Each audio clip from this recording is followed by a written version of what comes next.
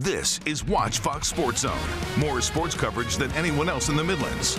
Watch Fox Sports Zone, sponsored by Lexington Medical Center, starts right now.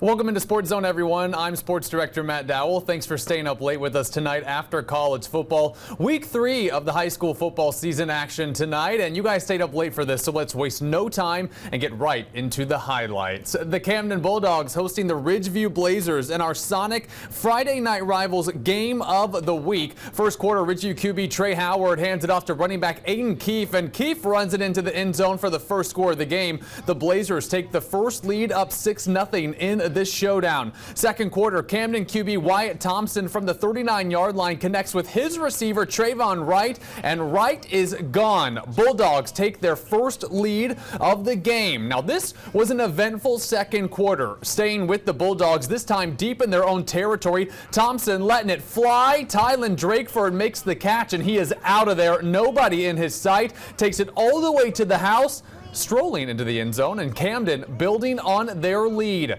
Second quarter still going back to Ridgeview now. Blazers down 14-13, and on the Blazers offense, it's going to be Keefe once again. But look at this play from the Blazers running back. Camden trying to tackle him, can't get him down, and somehow stays on his feet, finds his way out of it, and he's going to take it all the way to the house for Ridgeview to regain the lead. Just an insane play right there from the Blazers running back. Now to the third quarter, Camden back up 29-26. They're going to start to pile it on in the second half, finding the end zone easily there. Ref's going to discuss that one a little bit, but say it's a touchdown. Camden going to go on to win our Sonic FNR game 43-26 over Ridgeview, and our man Pool caught up with the winners after the game.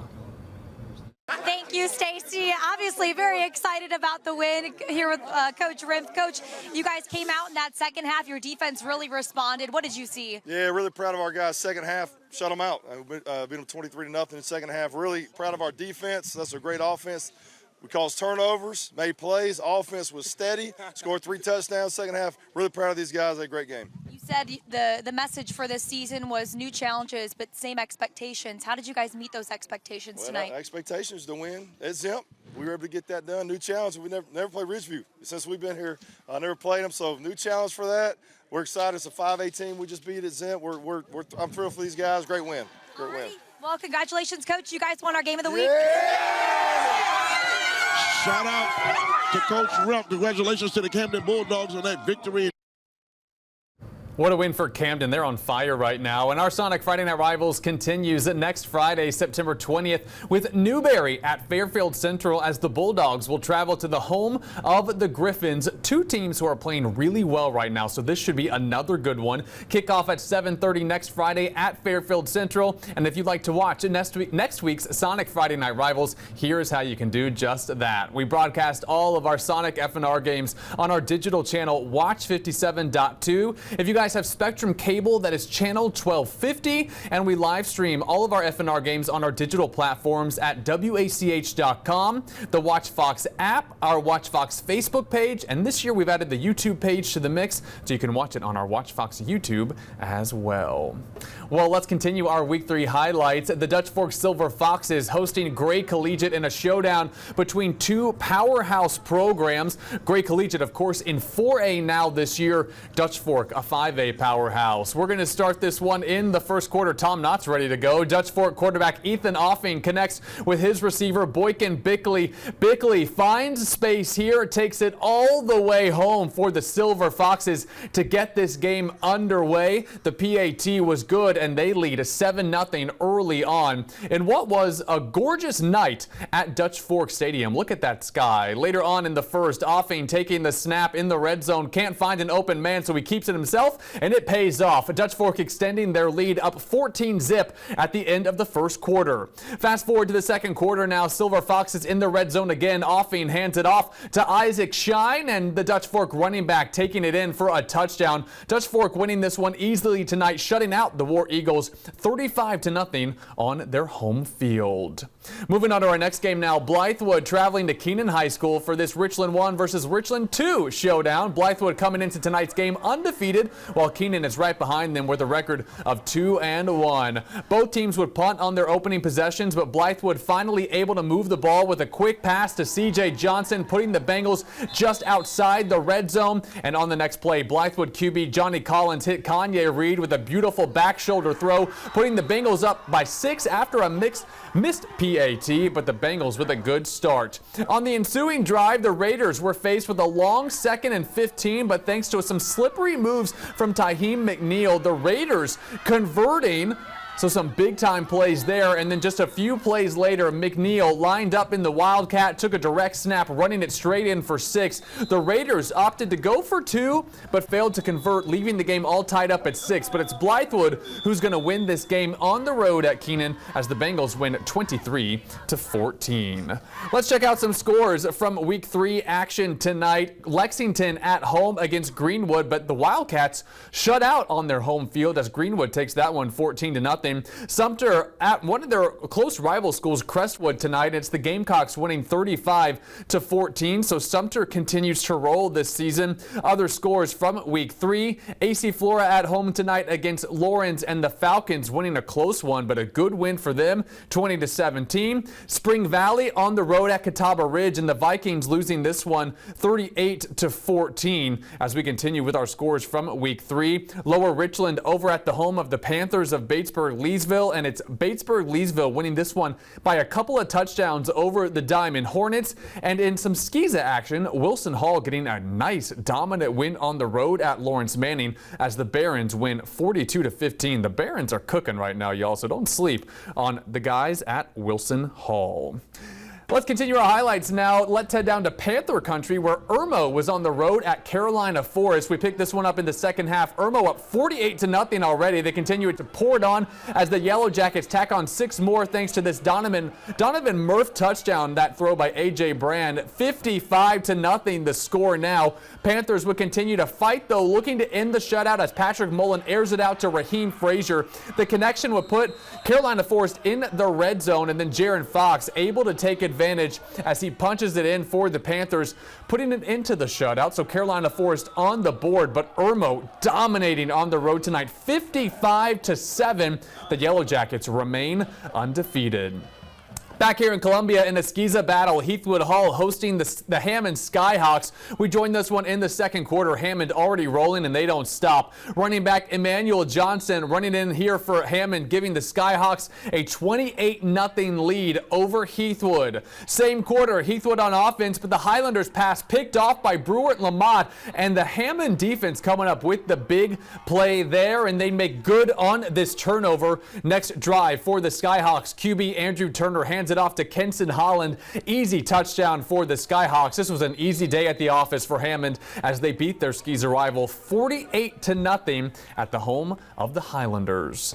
Some more scores for you guys in Week 3 action. North Augusta at Strom Thurmond tonight, and it's a 1-touchdown victory for North Augusta on the road. And Orangeburg Prep at home tonight against Clarendon Hall, and Orangeburg with a shutout 27-0 win over Clarendon Hall. And a couple of final scores from tonight for you guys. Camden Military down at Pinewood Prep, and that was an easy day at the office for Pinewood, 49-6 over Camden Military. And back here in Columbia, Airport playing host to the Westwood Redhawks, and the Redhawks getting a nice win over the Eagles, 31-7. Well, it's time for a timeout here on Sports Zone, but we're sticking with high school football. Coming up next, we'll check out some games from Thursday night as Week 3 action continues here on Sports Zone. This is Watch Fox Sports Zone. More sports coverage than anyone else in the Midlands. Watch Fox Sports Zone, sponsored by Lexington Medical Center, starts right now. Welcome back to Sports Zone, everyone. Thanks for staying up late with us again after college football put us on the air late tonight. But back to high school football now. Due to inclement weather expected this weekend, some high school games choosing to move their kickoff times up to Thursday night. So let's show you how things played out around the state last night. Over at Chapin High School, the Eagles hosting the Newberry Bulldogs in what was a fantastic game. We're going to join this one in the third quarter. Chapin quarterback Brady Albro with the pass to receiver Kalen Bostic, and look at all this space for Bostic. He takes off and he is gone. The Bulldogs cannot tackle him. Easy money for the Chapin Eagles there, all the way into the end zone for a touchdown. Chapin now leading 35-23 in the third quarter, but Newberry is playing really well right now. They would not give up. Eagles looking to really distance themselves from the Bulldogs, but this time Albro's pass picked off in the end zone by Newberry cornerback Steven Joseph. Newberry would stay with Chapin throughout this game, but ultimately it's the Eagles who come out with a win at home, 42-37 over Newberry. These are two really great teams in what was a great game, and I think we're going to see a lot of both of them throughout the season. Also last night, Brooklyn Casey was in Bluffton taking on May River. We picked things up early in the third quarter. May River with a 9-point lead over BC. Andrew Johnson getting the handoff near the goal line. He gets into the end zone, and the Sharks' lead continues to swell over the Bearcats. Later on in the quarter, the Bearcats trying to get something going, down multiple scores. They're going to go for it on their own side of the 20. They get stuffed though. Charlie Crace with the tackle for loss. May River rolling right now. And then just a few plays later, Johnson finds the end zone once again. The Sharks move to 4-0 on the year. Brooklyn Casey winless on the season so far as May River takes this one last night over BC 35-13. And let's check out some scores from last night as well. All of these games were finished last night on Thursday night football action. Lugoff Elgin with an easy win over Aiken as the Demons dominate 49-18. R&E was up at Nation Ford, and the Cavaliers, you guys, are 4-0 for the first time in a long time. This one was back and forth, but R&E pulled away in the second half, winning 58-49. If you guys are an R&E fan and you don't know about the football team yet, start paying attention because they are winning and they are good and they are fun to watch. But a nice win for R&E on the road last night. Also on Thursday night, Saluda winning at home by 4 points over Chester.